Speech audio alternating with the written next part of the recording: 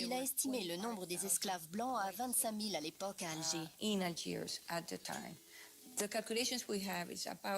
Notre estimation pour la période qui va de 1540 à 1650 est qu'à peu près 600 000 esclaves sont passés par Alger.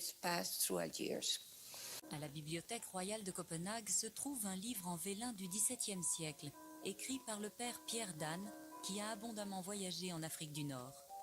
Il y décrit les cachots et les bagnes d'Alger. Il dresse la liste des esclaves français qui attendaient une rançon, des marins de la France entière. Lorsque le montant de la rançon est réuni, le nom du captif doit être ajouté à la liste des esclaves qui peuvent être libérés. Les listes comportaient des descriptions individuelles. Elles étaient vérifiées à Alger. Dans toute l'Europe, on trouve dans les archives des registres et des lettres qui décrivent les tâches dévolues aux esclaves.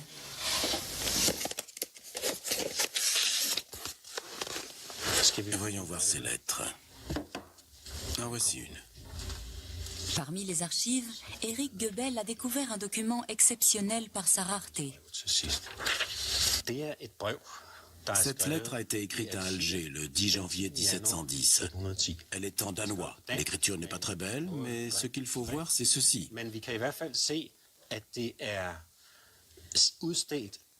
Cette lettre est pour mon père, Jens Hansen, capitaine à Røn, sur l'île de Bornholm.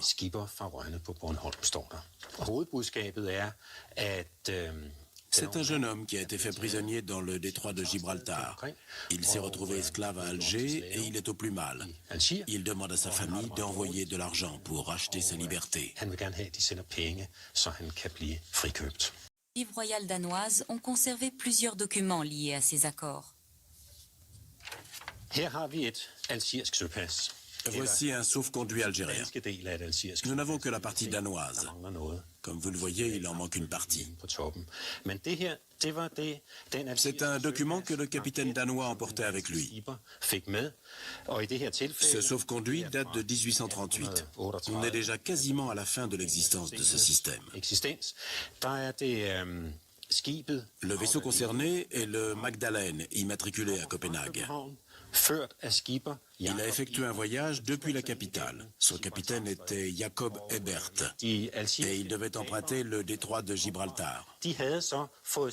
Les pirates algériens, de leur côté, avaient reçu la partie supérieure du document envoyé depuis le Danemark et qui correspondait parfaitement avec la partie inférieure. Le capitaine danois présentait sa partie, le pirate la sienne, et si les deux s'emboîtaient, cela signifiait que le navire danois venait d'un pays qui s'était acquitté du droit de passage. Le roi avait payé, donc le bateau pouvait naviguer librement.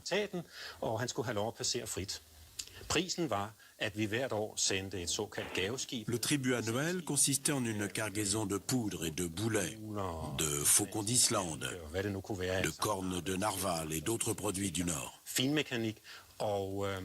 C'était de cette manière que le traité était scellé.